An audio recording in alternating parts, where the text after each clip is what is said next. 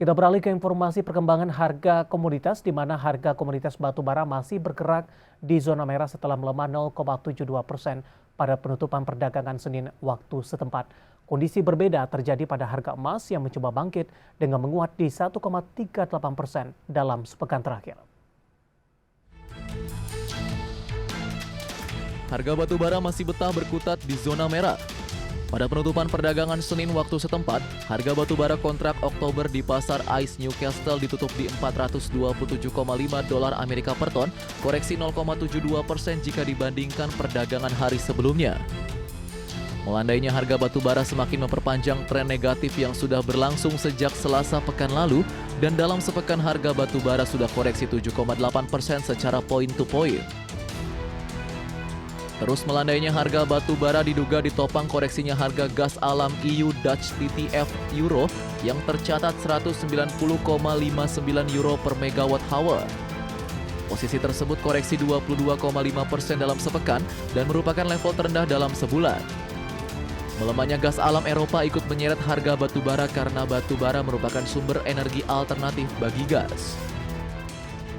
Pasokan minyak kelapa sawit mentah atau CPO Malaysia mencapai rekor tertinggi dalam 33 bulan atau sejak November 2019, didorong oleh kenaikan produksi yang tidak diimbangi peningkatan ekspor. Mengutip CNA, Dewan Minyak Sawit Malaysia mencetak stok CPO naik 1,16% dari bulan sebelumnya menjadi 2,09 juta ton. Produksi CPO naik dalam 3 bulan berturut-turut atau meningkat 9,67% dari Juli menjadi 1,73 juta ton. Sementara ekspor turun 1,94% menjadi 1,3 juta ton.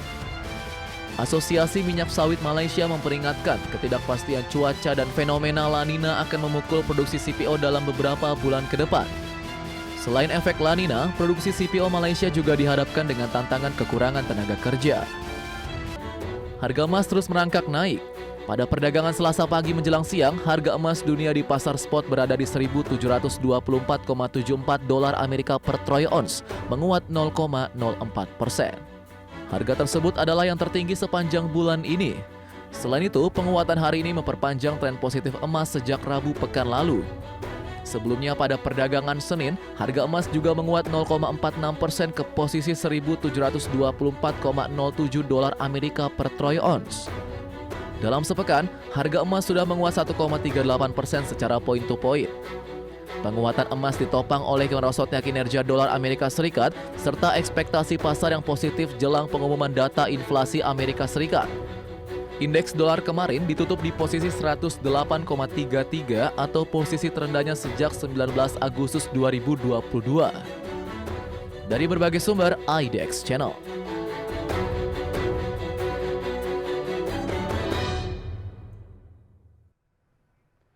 Dan bagaimana update terkini harga sejumlah komoditas yang berhasil dihimpun oleh tim redaksi kami sampai sore hari ini waktu Indonesia Barat dapat Anda saksikan juga di layar televisi Anda. Pemirsa, minyak WTI menguat di 0,36% di $88,10 Amerika per barrel.